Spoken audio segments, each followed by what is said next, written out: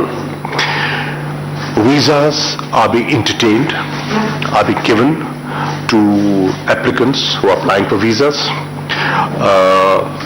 and in certain cases, because of paucity of time, people have been put onto the plane, and visas have been given on arrival. So we've introduced that facility as well, and I'll share with you 409 people were given visas on arrival in Islamabad. Our embassy and our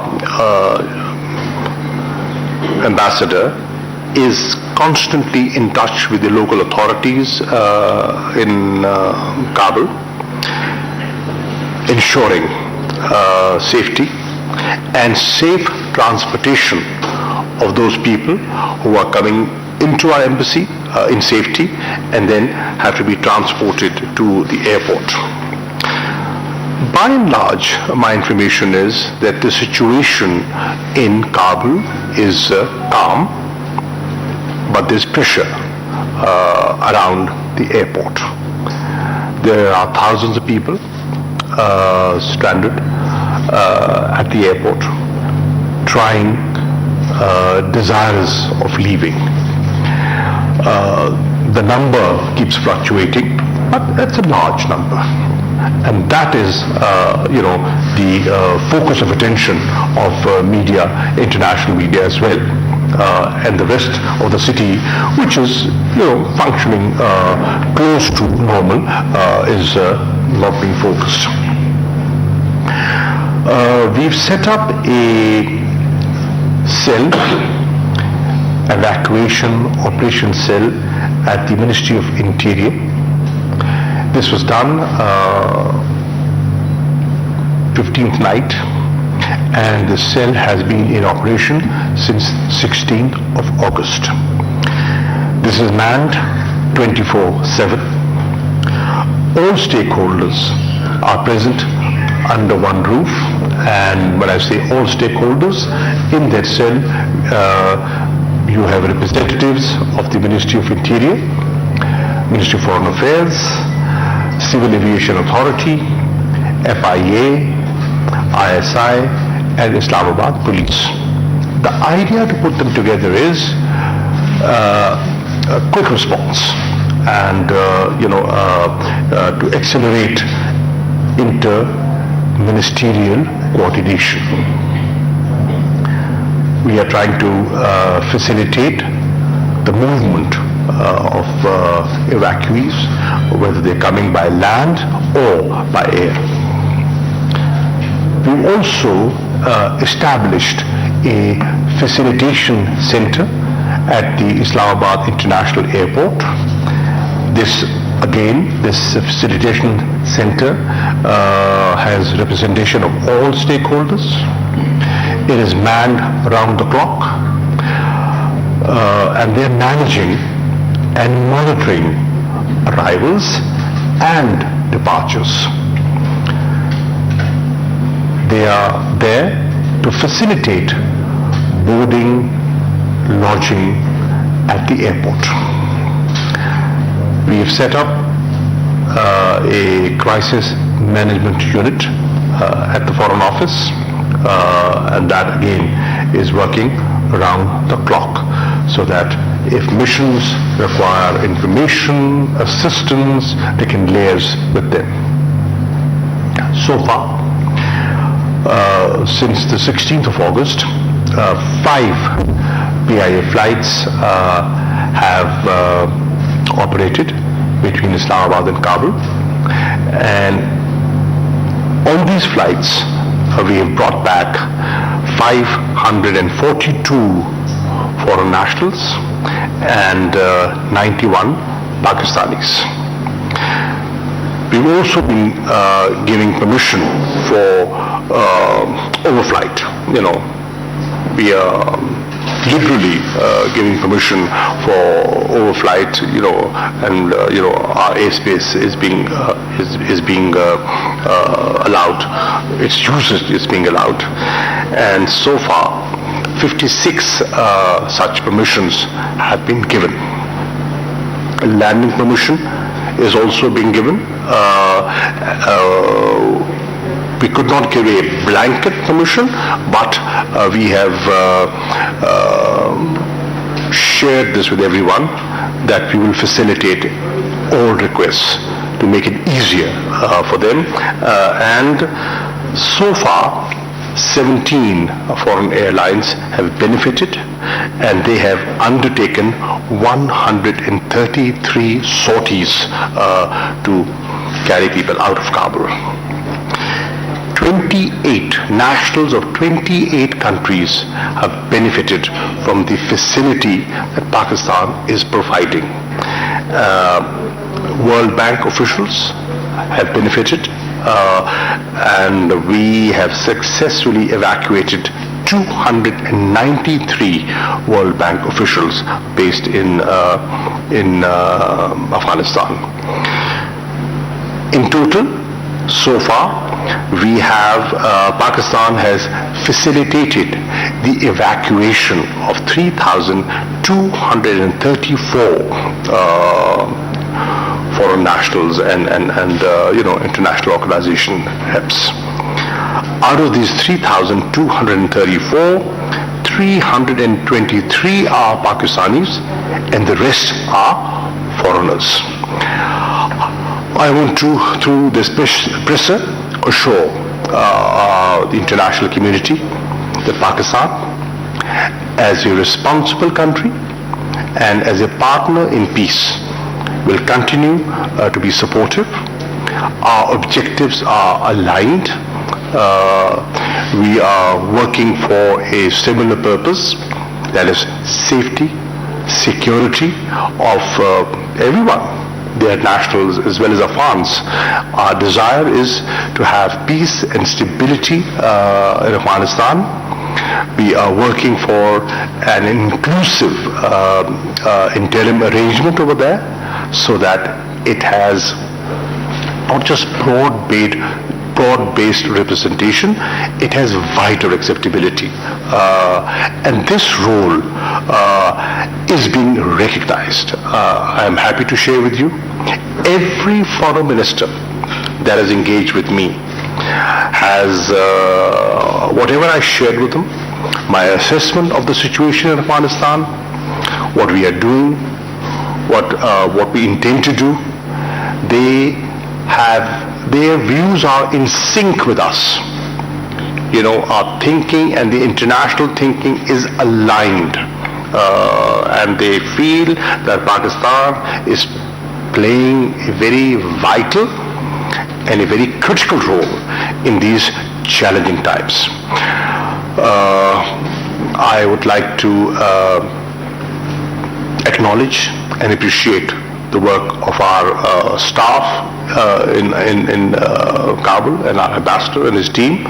They are doing a wonderful job. So keep it up, and the world is looking towards Pakistan. You are aware of the fact that many embassies, in fact, very few embassies today are functioning in Kabul, and if I'm not wrong, perhaps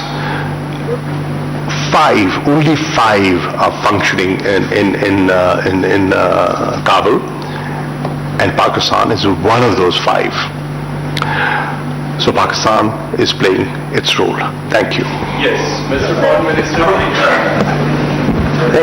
Thank you.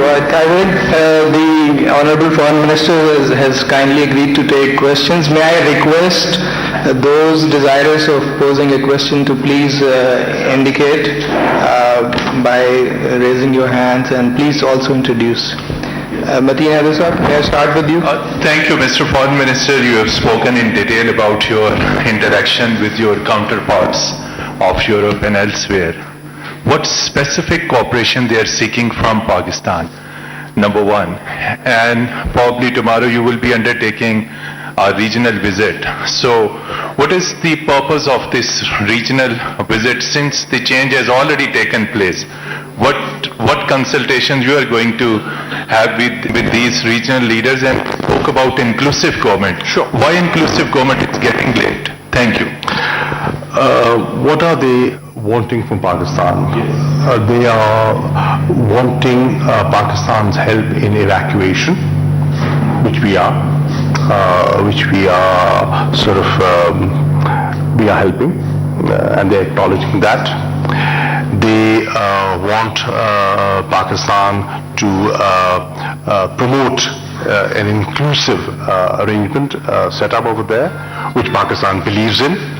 We feel that Afghanistan is a country which has number of ethnic groups, and all ethnic groups are important. They have a say, they have a role to play, and the wider the representation, the more acceptability that arrangement will have with the international community. I will be leaving, as you pointed out, for 4 countries tomorrow. I'll be visiting Tajikistan, I'll be visiting Uzbekistan, I will be visiting Turkmenistan, and I'll be visiting Iran.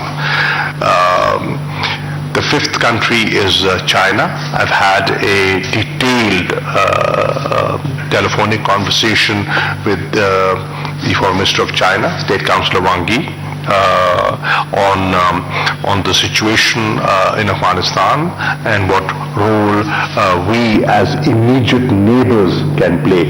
And the 6th neighbor, of course, is Pakistan. The idea, the objective of going out is to hear their assessment and see what are the immediate challenges the neighbors are facing, can face. How we can collectively devise a strategy in dealing with the refugees if that situation arises. Fortunately, the immediate scare of a huge influx has somewhat subsided because of the situation in Afghanistan, which is more or less calm. But that need can arise in the days ahead. How do we manage our trade crossing points with Afghanistan? How do we deal with people, who normally come in and out of Afghanistan? We, as you know, at an average we had 25 to 30,000 Afghans coming into Pakistan on a daily basis. That's a huge number. How do we deal with the challenge of COVID-19? Because the situation in Afghanistan, I believe, is challenging. And how do we help them, and how do we protect ourselves? Because we're all going through, and Pakistan is going through its 4th wave. How do we deal with counterterrorism? What strategy should we have on that? There are so many challenges that the immediate neighbors face, and opportunities that immediate neighbors can benefit from in Afghanistan, and inshallah, hopefully, when it's peaceful and stable, how we can move forward in regional connectivity. The objective of regional connectivity, how can that be achieved? So it's important to have to consult with them and to have a coordinated regional approach. It's important because we have said it's a shared responsibility, and immediate neighbors have an important role to play. Can we have one from this side?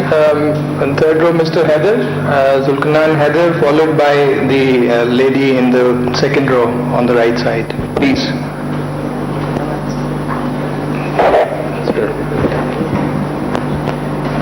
sir. This is Shaukat Paracha from Aaj Television, sir. Sorry.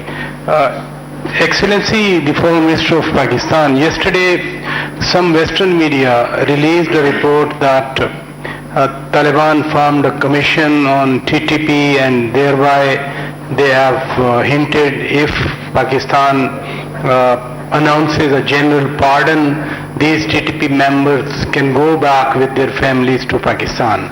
So my question is, the assassins of over 80,000 Pakistanis, including General Sanaullah Niazi, General Mushtaq, Surgeon General of Pakistan, and your former leader who respected you a lot, Benazir Bhutto, whether they will be pardoned, what has been their response if conveyed to Pakistan?